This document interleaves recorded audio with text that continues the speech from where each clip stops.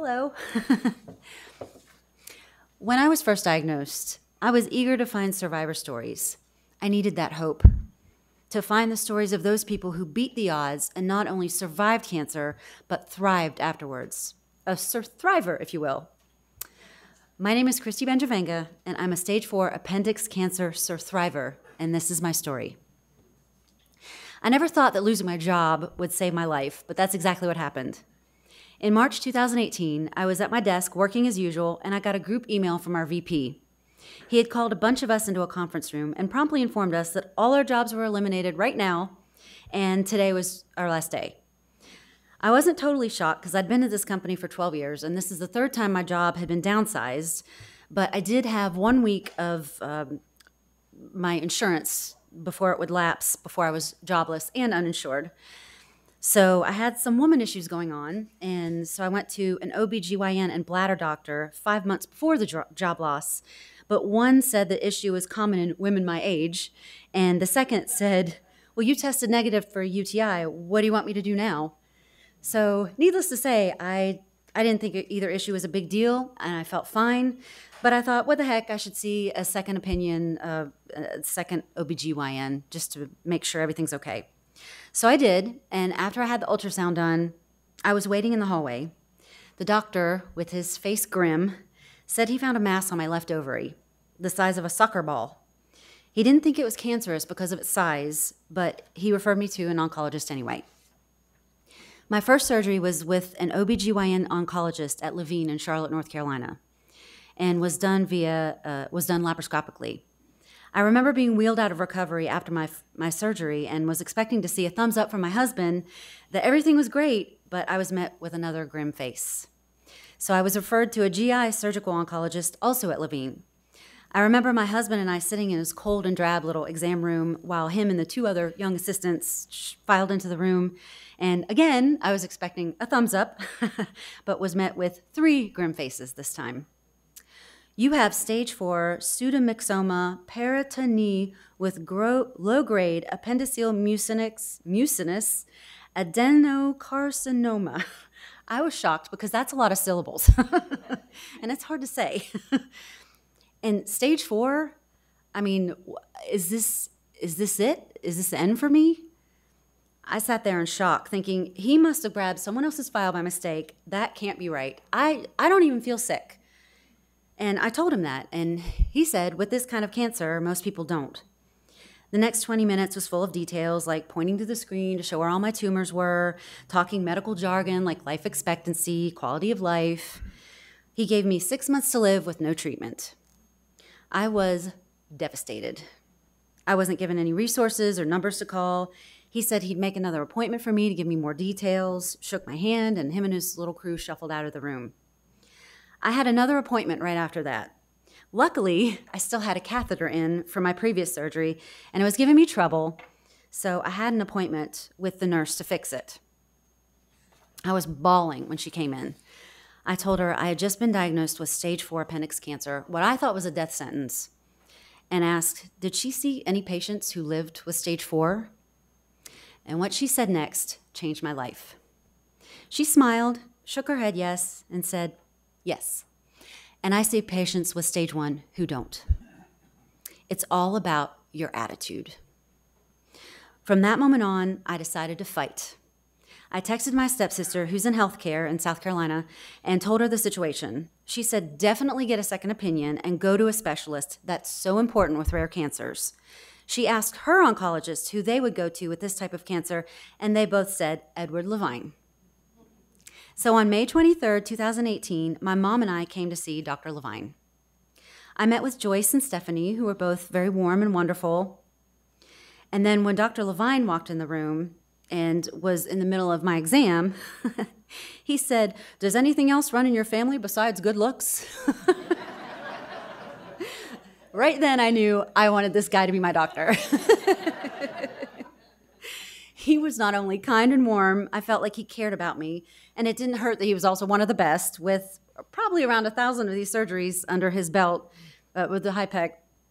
Dr. Levine examined me and decided I was going to start chemo to try and reduce and shrink the tumors, and then he'd see how it went and go from there to see if I was a candidate for the HIPEC. Those days were a little nerve-wracking because I really didn't want chemo. I just wanted the surgery, but doctor knows best, so I started chemo with a local oncologist in Rock Hill.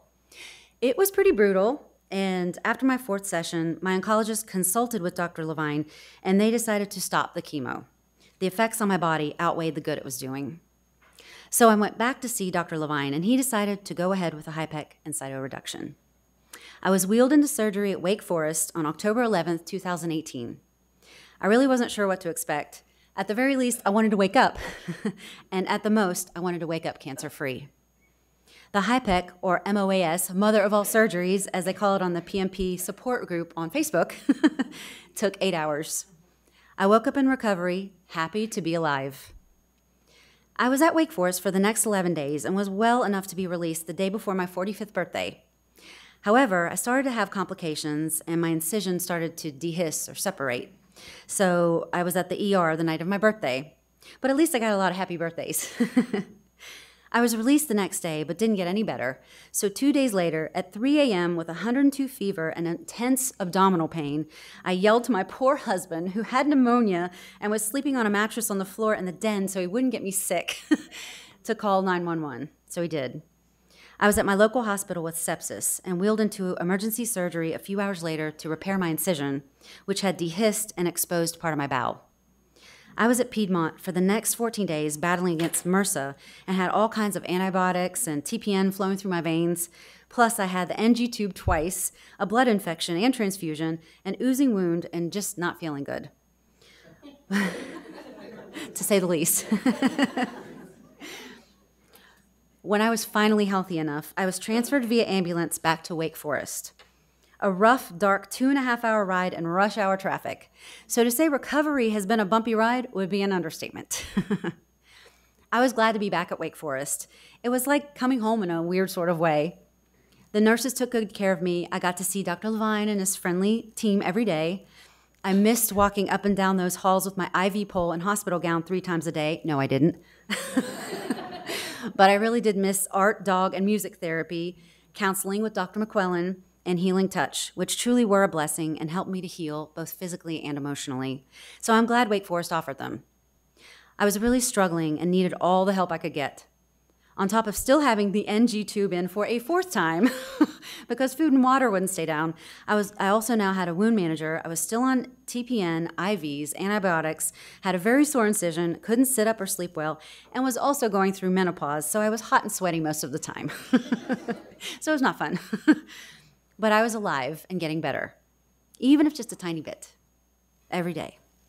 So 5 days after Thanksgiving, after 43 days of being in 3 different hospitals, I was going home. Recovery was slow and frustrating, but I had a great support system. It took a village to get me better, with my husband taking me for walks on the walker and changing my dressing twice a day and just keeping me laughing. A home nurse giving me shots and cleaning my PICC line. My mom getting me into every prayer chain she could find. Her neighbors sending me cards, gifts, and even rocks. My dad coming over and just sitting outside with me. Therapy with Jan, healing touch with Diana, my church praying for us and bringing us meals. And slowly but surely, and with lots of help, I'm standing before you today, healthy, happy, and NED. Oh,